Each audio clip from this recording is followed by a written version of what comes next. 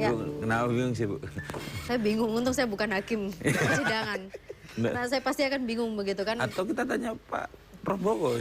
Karena di sisi lain kita juga harus membela korban begitu ya, karena memang kan korban. Kalau korban betul-betul korban harus kita lindungi, harus kita jaga. Pak Gede juga sepakat dengan hal itu ya. Kalau orang mau menjebak orang dengan pura-pura dia jadi korban, itu yang berbahaya. Nama baik orang langsung dihancurkan dengan cara begitu. Oke, sebentar sebelum ke Prabowo, Pak Gede, siapa kira-kira yang apa istilahnya merekayasa? Kalau ya kan? Kami sudah mencoba menghadirkan, karena kebetulan ada nama sering disebut dan dia ada di BAP, sering disebut dalam beberapa saksi. Lalu kami minta orang itu dihadirkan. Perdebatannya hampir setiap sidang itu begitu alot. Sampai akhirnya kami pakai pasal 160 itu. Iya, berdebat kita akhirnya dikabulkan lah. Disuruh JPU memanggil. Ketika dipanggil yang bersangkutan, kemudian datang hanya dengan surat. Pertama, bahwa dia ada hubungan semenda. Ada hubungan masih dekat. Sehingga dia mundurkan diri sebagai saksi. Kedua, dia sakit. Ketiga, bahwa dia melapor kasus-kasus lain sih. Atas alasan itu kemudian majelis hakim mengatakan orang ini tidak bisa lagi dipanggil. JPU tidak mau manggil lagi. Bayangkan, kita untuk mengungkap motif jadi nggak bisa. Baik. Padahal ada di BAP.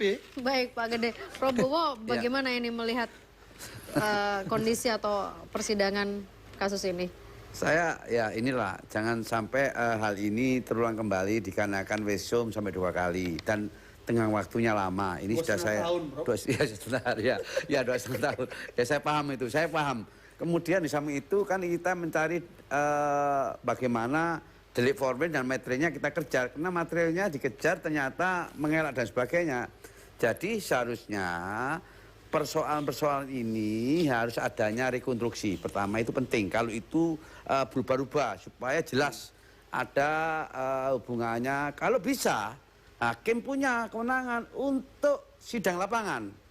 On the spot. Boleh. Meskipun pidana, tidak ada masalah sepanjang ini ada perbedaan antara penasihat hukum dengan JPU. Kan tapi begitu. Udah tawarkan, Prof. Ya, sebentar. Tapi nggak mau dia. Yang nggak mau siapa? Hakimnya.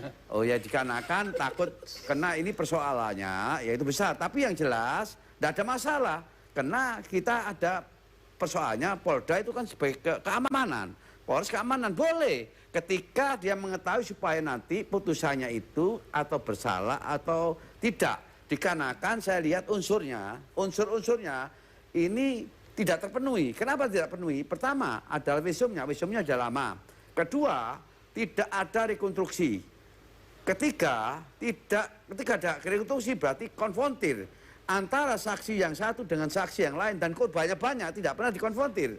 Dikarenakan bahwa ada 160 seharusnya korban semua harus dipanggil biar meyakinkan bahwa memang ini loh sebetulnya terdakwa ini loh kelakuannya. Kalau hanya satu, pikiran saya berubah dikarenakan begitu dasarnya opini. Saya melihat juga pemberitaan segitu dasar sampai begitu mengalahkan suatu teroris yang besar ini. Tapi apa sih Prof kesulitan untuk menghadirkan unsur yang memenuhi pasal-pasal pencabulan? Paham saya. Tapi paham, pencabulan itu tidak didukung dengan kalau pencabulan berarti ada celana dalamnya, ada beanya, gitu. Ada selimutnya. Ini harus didukung kalau itu memang benar, ada. Kalau nggak ada bagaimana bisa? Kenapa pencabulan itu tidak ada yang diketahui? Tidak ada yang tahu, karena di dalam. Tapi karena peristiwanya sudah lama. Ya, kecuali artinya pada waktu itu peristiwanya pada saat itu 1 kali 20 jam, 1 kali 24 jam loh ya. Tahu robeannya berapa, begitu kemasukan benda tumpul dan sebagainya itu bisa. Karena memang kan beberapa kasus-kasus atau mungkin sebagian besar ya orang takut melapor, sudah berjalan sekian lama baru melapor begitu. Nah, kita menyesuaikan dengan hukum acara. Hukum acara apakah pasal 183 dua alat bukti cukup atau satu katakanlah ya 184 ada keterangan tersangka, keterangan ada petunjuk, ada surat, ada ahli, ada keterangan terdakwa. Lah karena saya kira tadi disampaikan bahwa memang nggak melakukan, terdakwa sudah nggak ada nih. Terus apakah ahli? Ahli ini katanya ada namanya psikologi, ada psikologi bahwa ini ada jiwanya goncang dan sebagainya. Itu saya nggak memahami. Tapi yang jelas kalau itu adanya pencabulan, pertama pencabulan, ada pemurkesaan, ada ini kan pasalnya 4 pasal, 285, 289, 284 dan 65 berbarengan pasal 65 KUHP. Jadi pasal-pasal itu tidak bisa pencabulan, pemerkosaan. Terus ini pasal 24-nya ini adalah anak didiknya dilakukan pencabulan. Nah, karena ini peristiwanya lama sehingga menurut pendapat saya agak susah satu alat bukti, tapi jangan sampai bukti itu direkayasa, jangan. Yang penting adalah menyesuaikan dengan apa dua alat bukti. Dua alat bukti ya cukup, sudah nanti hakim akan menentukan. Nah sekarang ini sudah dalam proses hukum, nanti yang menentukan adalah bagaimana tentang tuntutannya, bagaimana tentang pembelaannya itu nanti mengadu tentang persoalan hukum. Baik Prof, kita di sini juga masih ada satu orang saksi lagi ya, boleh berbicara juga. Ada Mas Edwin Zuhri Akhirul Azal. Mas Edwin panggilannya? Iya. Selamat malam Mas Edwin. Monggo, Mas Edwin ini apa hubungan saksi dengan Mas Beki dan juga dengan korban? Di dakwaan disebut apa?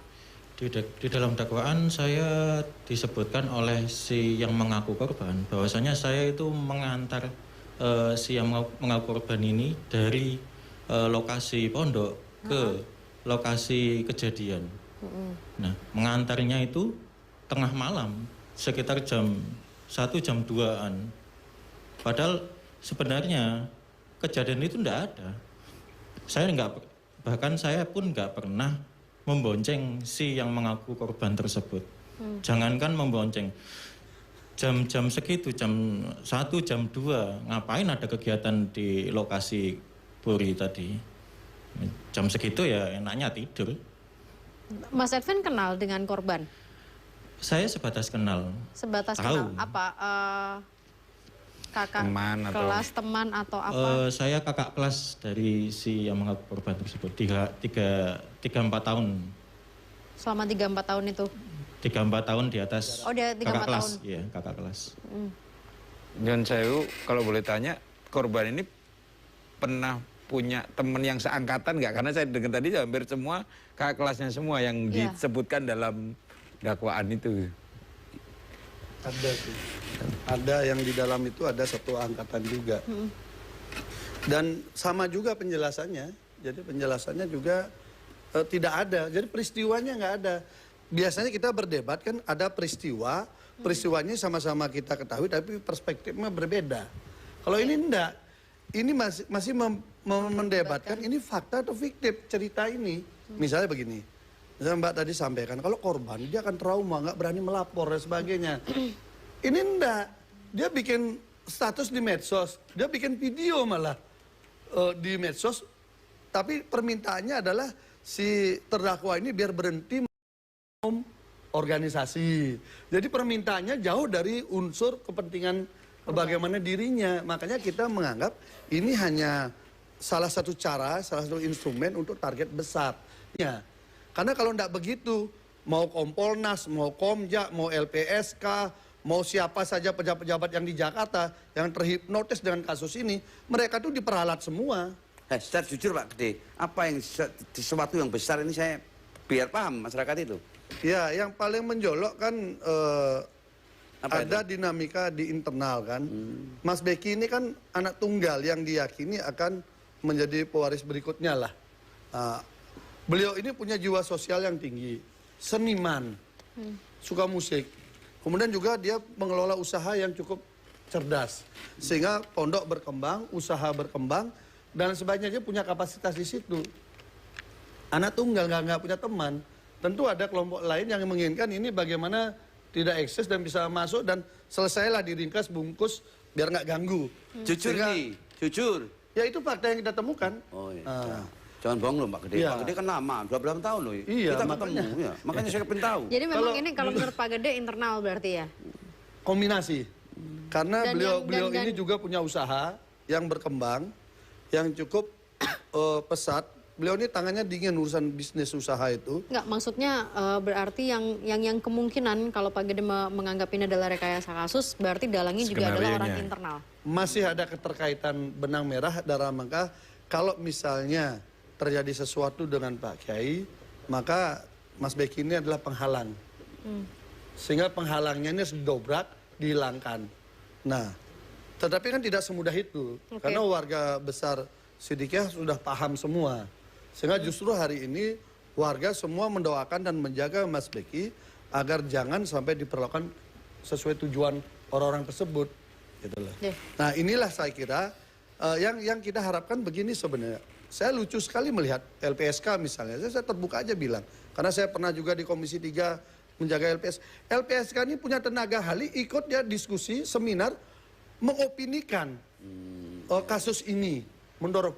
LPSK itu tugasnya menjaga saksi dan korban. Sampai saya kemudian WA itu salah satu pimpinannya. Ini apa-apaan ikut menjaga opini.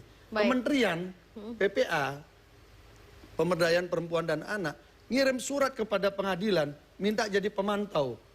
Hampir dikabulkan sama hakim. Saya yang protes. Kalau tertutup, tertutup sekalian. Kalau terbuka, terbuka sekalian. Kenapa dia yang diberikan masuk itu loh. Akhirnya ditolak. Baik, kita rehat dulu sebentar. Itu loh.